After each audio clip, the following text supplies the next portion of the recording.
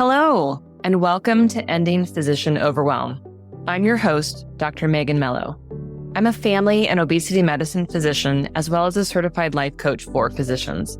In this podcast, we talk about how the learned habits of people-pleasing, perfectionism, and a lack of boundaries show up in our lives and how they contribute to burnout, exhaustion, and overwhelm. The healthcare system is broken, my friends, but let's not wait for it to be fixed in order to feel better.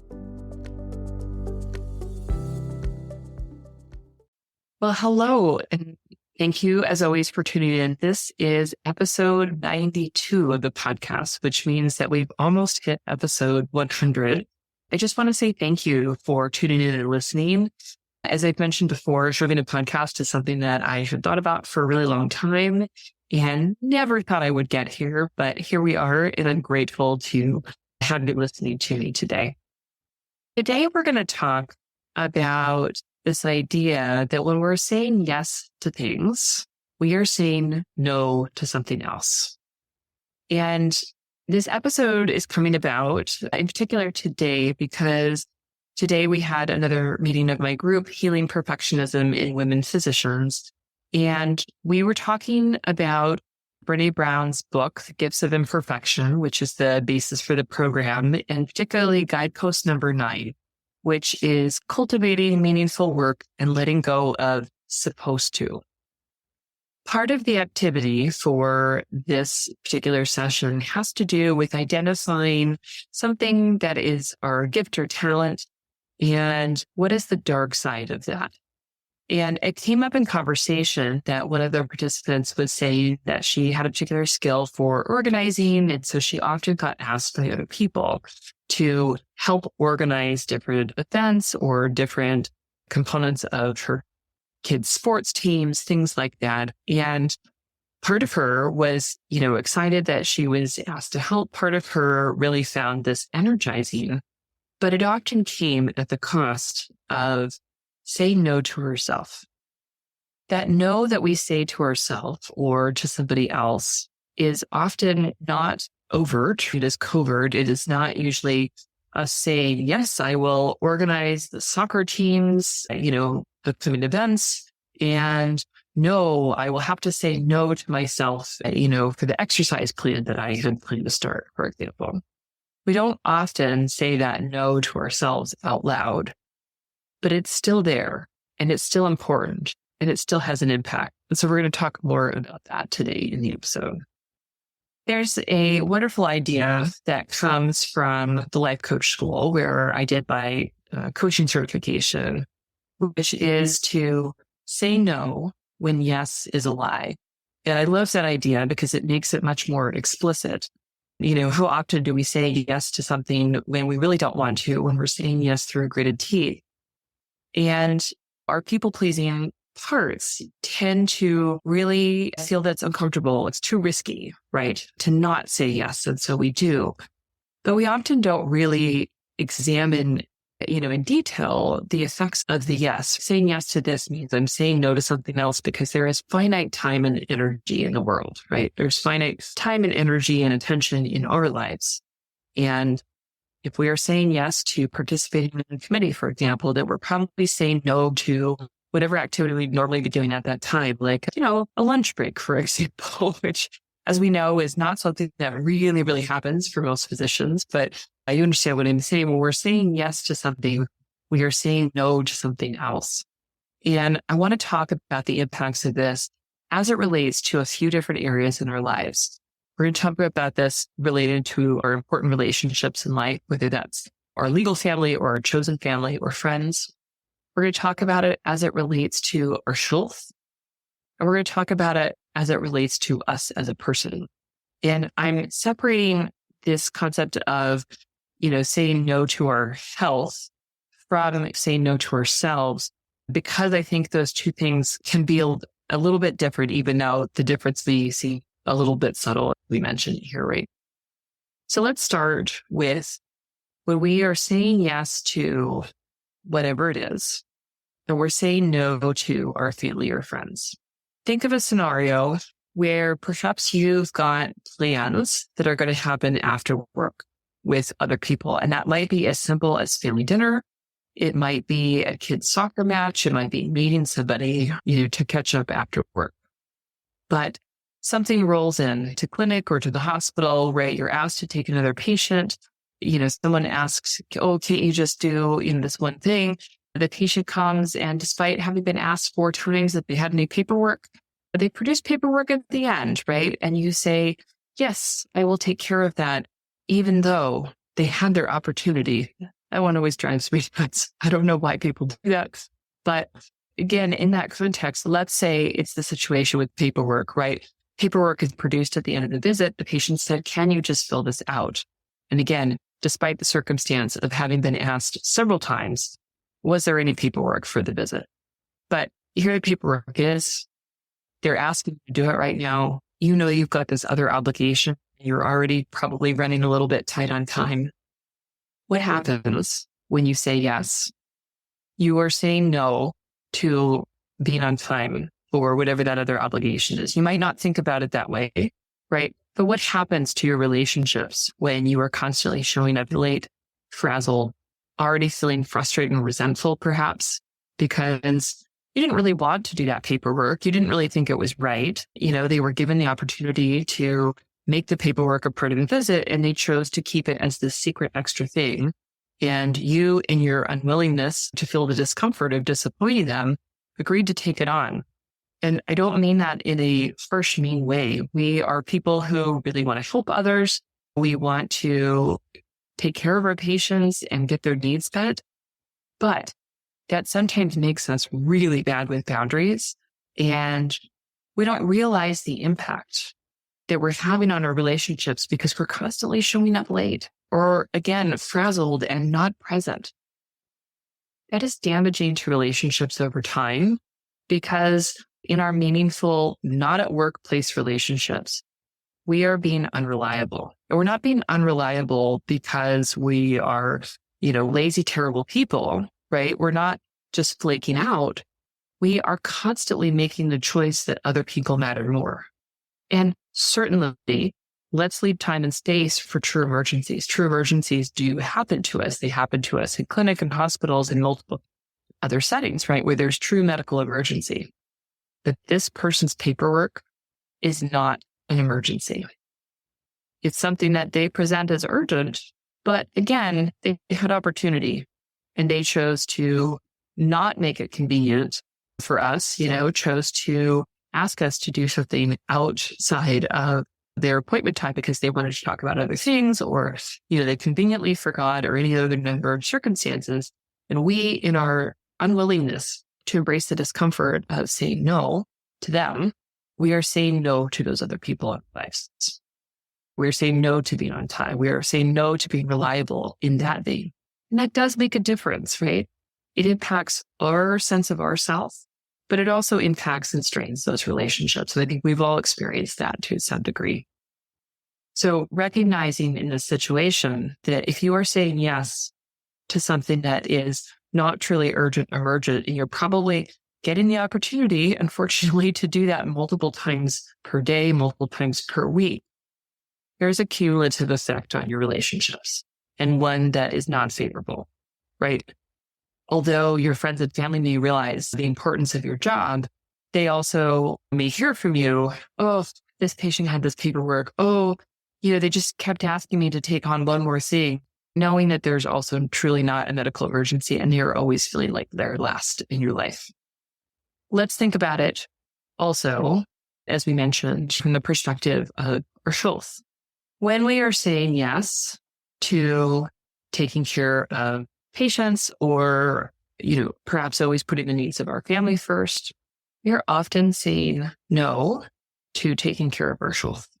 And it's because, again, there is finite time and energy in our lives as well as others because we are high achievers and we are highly capable and we are often, again, people pleasers and people who really want to help others. We are often caretakers at home as well as caring professionals. Because of those things, we are often putting our health last, and that might be skipping on sleep because we're too busy catching up with all the paperwork and taking care of everyone else's needs. It might be that we are not exercising, right? Or that we are not, eating a proper healthy meal, right? We might be cramming lots of caffeine and, protein bars or donuts that are in the staff lounge. We are often saying no to ourselves. And not only, of course, does that have real physical impacts, right? Sleep deprivation and, poor nutrition and poor physical activity, but also the stress and guilt we might feel in not being able to, quote unquote, get our act together and take better care of ourselves also has an impact. When I meet physicians and we're talking about the different stressors, that inability to meet their own health goals is so common. And that can be, again, nutrition. It can be physical activity. It can be sleep. I think about how many years they spent so incredibly sleep deprived. And yeah, some of that was because I chose to have children. I chose to breastfeed. Some of it was because I was doing deliveries, right? And I was up all night delivering my patients and then going to clinic the next day. But in all of that, I also wasn't setting boundaries. I also wasn't prioritizing my health. Unless I thought that I was going to be so tired that I would be unsafe to drive, I would go to work. And we have to take better care of ourselves. I don't have to tell you the impact of sleep deprivation, being equivalent to alcohol intoxication, right?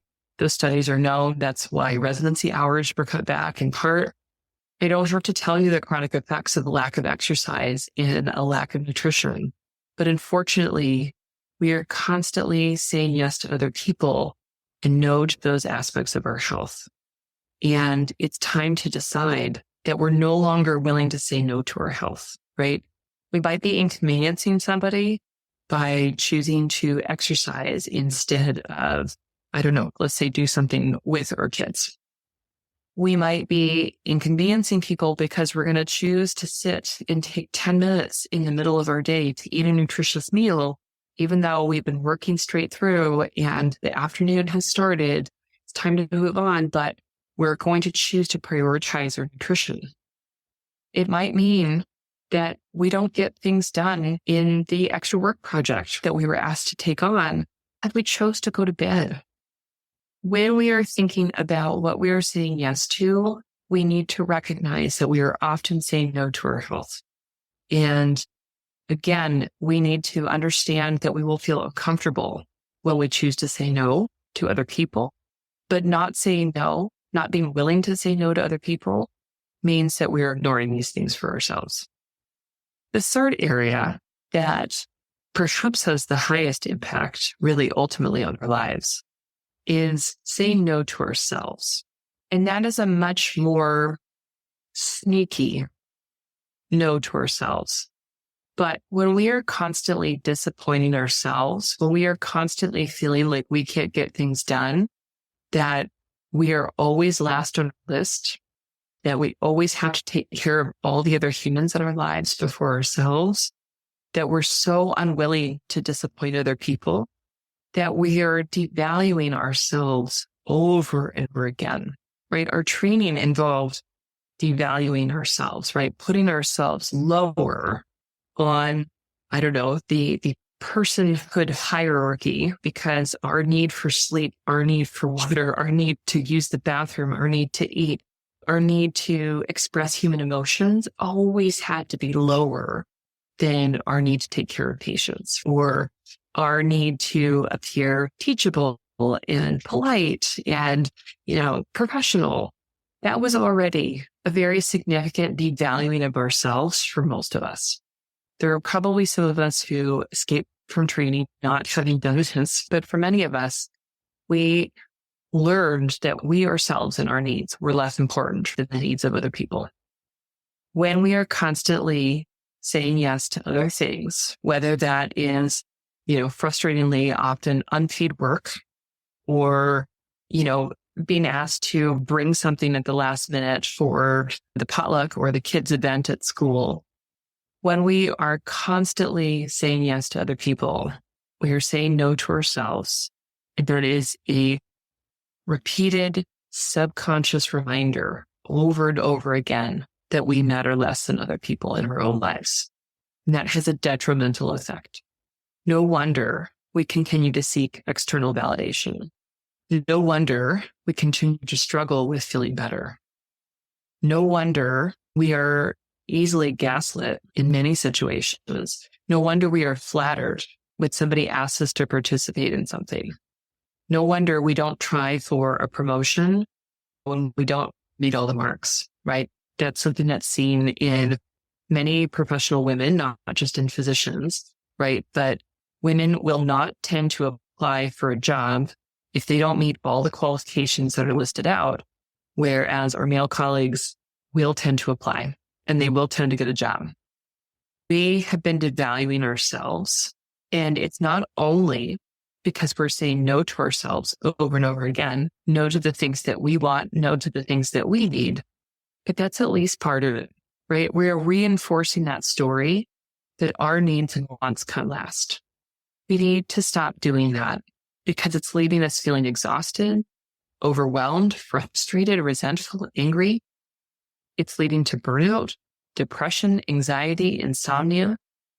It's unfortunately probably leading to the really high rates of suicide that occur in female physicians in general, but more particularly female physicians, right? Because female physicians are one of the quote unquote more successful groups in completing suicide. If you are constantly devaluing yourself, and then especially when difficult circumstances arise, it's no wonder that people think that this is the only way out. That's a little darker than I intended to go, so I apologize for that. But I think it's important that we highlight that saying no to yourself over and over again is not benign. It's quite malignant, right? It's quite toxic to our sense of self-worth, our self-compassion, our ability to function and thrive. But we deserve to be able to do that.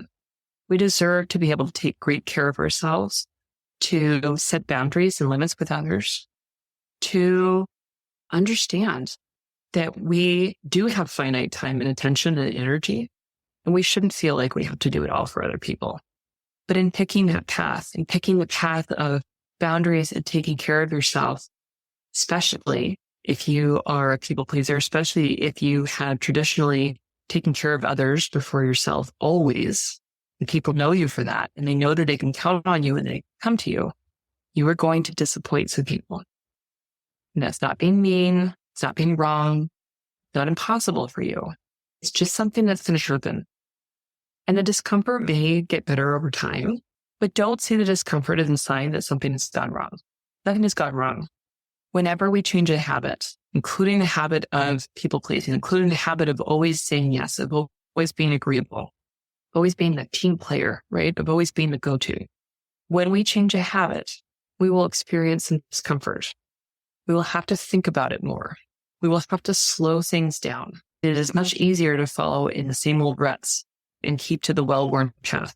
We continue to disappoint ourselves, to neglect our health and our friends and family and important relationships. It's much easier in many ways to do that, right? We become used to disappointing the people in our lives, including ourselves. That becomes the default. When we choose to stop doing that, we will feel the discomfort and we will get pushback from other people, especially other people who are used to getting what they want from us. Again, maybe not in a malicious way. There's probably some people who are really pushing it in terms of what they're asking. But a lot of the people in our lives are just used to relying on us. They're not being mean or evil. They're not trying to ruin your day. But you will still need to disappoint good people. You will still need to disappoint people who are used to counting on you. And you can do so kindly and clearly. You can explain if you want, if it makes sense, that it's hard for you to say no, that you wish that you could say yes, but right now you're not going to be able to respond to their request. You're not going to be able to join their committee. You're not going to be able to do that paperwork today. Please drop that off at the front desk and we'll take care of it within a week according to our clinic policy. People can choose to be upset with you. That's okay. We don't control that. We never did. If you constantly seek to make other people happy, you will continue to disappoint yourself. You will continue to neglect your health and let down other important people in your lives. If you want to make a change, embrace the discomfort. You don't have to love it. You don't have to celebrate it, but accept that it's normal. Accept that it's part of the growth. I invite you to do this work with me. And I say that because this is ongoing work in my own life. Please don't think that because I'm here talking to you each week that I have this all figured out. I absolutely don't. I'm steps in the process. I'm able to see it more and more in my life and see all the sneaky places that it shows up. And I'm able now, unlike for many years, to look at myself with compassion and to be able to see that I said yes to something and that meant I said no to this other thing. And that's not actually the choice that really resonated with me. And I have an opportunity to make a change. And sometimes, I'll change that plan. Sometimes I won't, right? Sometimes I'll decide, no, I'm not going to do this again, but I will continue with the plan that I have. This is all part of the growth. This is all normal. This is all something that we can choose to do. You don't have to do it, but consider the consequences if you don't, right? Consider the impact on constantly disappointing, again, your loved ones, yourself, neglecting your health. We know where that's gotten us to date, and we can project where that will get us in the future, right? More broken relationships, less and less trust of ourselves, right? Poor health outcomes. We don't want that, and we deserve so much better. Embrace the discomfort. Allow the discomfort to be there. Get some help if you need to. Talk to people who care about you. Talk to a coach, right? This is a lot of the work that I do with physicians and other healthcare professionals is supporting this and normalizing the discomfort, right? Anticipating it when we can. Letting ourselves sit in it, not to wallow, but to just notice what comes up when we are sitting in this place. Notice the thoughts. Notice physical sensations in our body, right? Get the help and support you need if you need it. And many of us do. I didn't do this work on myself alone, but consider the consequences if you don't make these changes. My friends, that's what I have for you today. Thank you, as always, for your time and attention. I sincerely appreciate it. I hope that you will take these thoughts seriously. I hope that you choose to start making changes. And if you want some help, if you're listening to this at the time that the episode is coming out in late November 2023, this is the perfect time because I'm enrolling for my next cohort of healing perfectionism and women physicians. We start up in January of 2024 and the doors are open right now. That means that you can get in on this opportunity to come and do this work with me in groups, right? In group of women physicians who are also wanting to make changes in their life and looking for support, accountability, and community. You'll find the details on my website, which is www.healthierforgood.com. You won't regret it. And CME is available. So it's the perfect time, especially if you have unused CME funds that are burning a hole in your pocket. Use a realism. Come join us. Thank you again for your time and attention. And until next week, take care.